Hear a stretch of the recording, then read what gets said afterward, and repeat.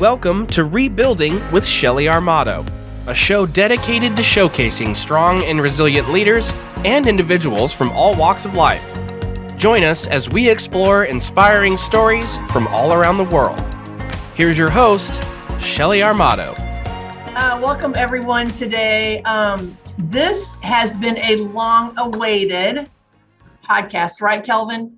It's a long-awaited podcast, yes. I mean, I'm like, Kelvin, when can I get in your calendar? Kelvin, where are you? Kelvin. And it's so funny because I'll text you and then we text each other like, okay, I'll make it happen. And then, yeah, it's always an adventure. So it's my fault. You did your job. You did your part. It's my fault. Sorry for the delay. No, we have no faults. That's the thing. Yeah, we just got to make things happen. So anyway, so Kelvin, when did we meet? Like 2 years ago? It's May of 2020. Can you believe that? Do you really remember that? It was May 2020. Do you have that written down? No, I don't. Actually, I cheated. I went back and looked at our earlier emails and I found the first email that we exchanged. So I cheated. That's because you're an engineer. I just wing everything. Well, anyway, Kelvin is from the Solco Group, but Kelvin has this resume that I keep talking to him about. I'm like, why are you not on every single airport project? So this is my mission to tell the world about Kelvin. I was in Miami yesterday and I'm like, do you guys know Kelvin Sokol? And they said no. And I said, well, you're going to know him soon. Thank you. I mean, it's like, how would every airport project not want to have you on their projects? I mean, as a consultant, if they need to make a phone call and say, hey, Kelvin, you have this knowledge that's priceless. So yeah, I was talking about you yesterday in Miami. Were your ears ringing? No, but I had a feeling. I had a funny feeling that you brought my name up at least a couple times. Yes. So anyway, okay, tell us about the Solco Group, and then I'll go on to my interrogation. I'm kidding. Thank you. No, thank you, Shelly, for the opportunity. Thanks for making this happen. Yeah, I'm happy to introduce the Solco Group. The Solco Group, LLC, is a planning, engineering, consulting, research firm, mostly in the aviation and the transportation industry. Of course, our bread and butter is aviation, primarily because I have a long 40-plus year career in the aviation industry ever since the tender age of 19. So we have a saying at the Solco Group that, if an airport calls us, if an airport client needs help, we can help you with everything inside the fence. That's the saying that we use. And basically what that means is we're familiar with a lot of the regulations, the policy. We're familiar with the planning, engineering. We're even familiar with the payment requirements, the airport geometry, what needs to go in an airport, what an airport needs to grow. I mean, you name it. So we're just basically a team of folks that love aviation, love airports, and we do everything we can to make airports safer, more efficient, enhance capacity, and make it a good traveling experience for everyone that comes to the airfield. Yeah, I mean, again, I don't know why the world does not know about you in the aviation space. Anyway, so we're going to be in Seattle, hopefully together, right? Are you thinking about Seattle? I want to get to Seattle. Yeah, I'm hoping to get. So we're going to be sponsoring and have our booth there. And hopefully you can join us in our booth and people can come by and meet you because you have all the answers. It's like having the teacher's manual right there at your fingertips, right? Remember, I love the teacher's manual. I was always like, can I just see it? Can I see the answer? And you have all the answers.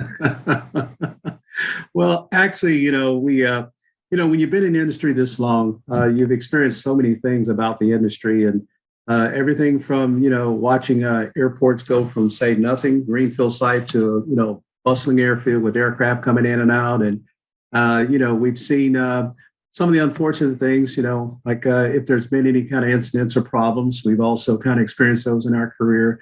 But mostly, I just like the fact that the people in the aviation community are kind of like a family. I mean, anyone in aviation, when they meet someone else in aviation, they immediately connect. And that's what we love about the industry. We're all passionate aviators and passionate about what we do. And basically, I enjoy it. I mean, I absolutely have a ball in what I do. So that's the blessing. I'm making a note for somebody I have to introduce you to. So I'll do an email introduction after we get off this. But anyway, okay, so we have this great idea. So Kelvin and I were introduced to each other, and then Kelvin has helped us become the allowable, is it allowable, right? The allowable expense? Eligible. Eligible. Yeah. Okay. Those words are similar. Yeah. Eligible expense. Okay, talk to us about that. So, Shelley, actually, when you and I met and we started working together, when I saw what my smart plans had to offer, I immediately saw how it could be applied to what's known as the Airport Improvement Program, which is one of the FAA funding mechanisms. And what I noticed is that because of my experience in aviation, I know about document control, about archiving, about the requirements for record keeping, and I also know the problems associated with that. I immediately said that, hey, we've got to make sure that MSP, this product, is eligible for Airport Improvement Program funding. And so that's what we worked on. So you might remember that we got a chance to connect with the Associate Administrator for Airports at that time, who was in the chair. He's since then moved on. But once I was able to kind of talk to him about the offerings, then he immediately said, yeah, we've got to get you to the right people. We went to some other folks on staff. Basically, we got what's called an eligibility determination, which basically means that if an airport wants to use my smart plans, they simply need to make sure they work with their airport district office, let their planner, engineer, or program manager know that they want to use this as part of the process, and then get it included in, of course, the funding and the expense. So that's what we were able to work on. And it was it was only appropriate in my opinion, even though it was a big win for us. Yeah, I was at an airport yesterday, and they were talking about this huge terminal they're building. And they were walking by and they were going to put up like I'm not a dimension girl, but this huge screen, and there was it had no support, but they were going to put it up anyway. And they're like, it could have just fallen on someone. And I'm like, well, yeah, that's because you need to make sure that they had the right submittal, that they were putting up the right stuff. And they had this whole story. And I was like, if we would have been on the project, everyone would have had that answer in 2 seconds. So anyway, we hear that stuff all the time, and it's just like knowledge is power. Having information with the click of a button is what it's all about. What they also told us yesterday or this last week, the conversation was about us being the clearinghouse. So, okay. Fascinating. Yeah, we are the clearinghouse. That's for sure. We definitely do that. But anyway, okay. So Kelvin, I'm going to brag about you for a second. Okay. Yeah, you better do it because I probably won't. You know how I'm very, I know. I'm just like, Kelvin, can I have the microphone for a second and you sit in the front row and you know what I'm talking about? And you're like, okay, I'll start listening to you, Shelley. Okay, no, but so integrity, which is, you are that. You live it, you breathe it, you walk it, you own it. Your handshake means I'm going to do what I say I'm going to do. So having a resume, forget the resume that you have of 45 years in the FAA, but to have a resume that the first sentence would be, I'm a man of integrity. The rest stuff doesn't matter, right? Yeah. What an honor. Let me just start by saying, part of my integrity is I'm absolutely founded and driven by biblical principles. So in other words, if you want to know where the ethics and the morals and the integrity comes from, you have to start right there. And then based on that, I'm absolutely accountable for everything that I say and everything that I do, not only in the business world or the consulting world, the aviation world, but anything that I touch. So I'm the type of person, you and I talked about this, Shelley, but I'm the type of person that even at the grocery store, when I'm finished with the cart, I'm probably going to return it to the receptacle or return it back to the store. I'm that type of person. Here's another really quick example. I was actually at a park, my wife and I have what we call car picnics. So we're sitting in the car, we're eating our lunch.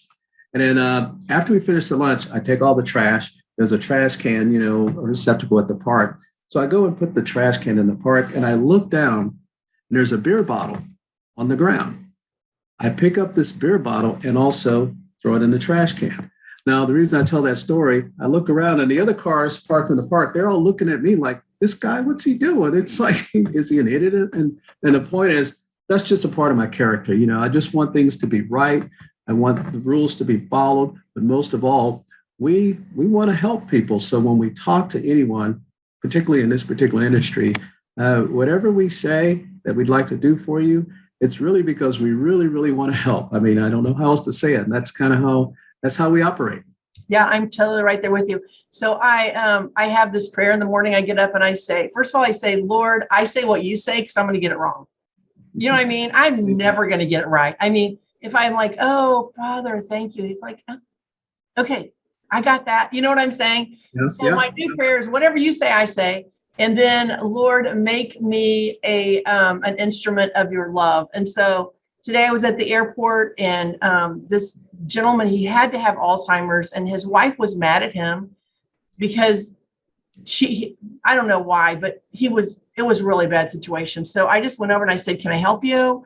And anyway, when he got on the airplane, he looked at me and I said, oh, you made it on the plane. He said, yeah, because of you. And I'm like, no, it's because of what I get to do whenever I get to help you. You know what I mean? It's that same thing. I mean, I get to push the wheelchair whenever someone needs. Oh my gosh, Kelvin. I mean, we could do a whole Netflix series on that stuff. But okay, so talk to me about the new airports that we're working on, and the process we think we're going to create, the alliance that we're talking about creating.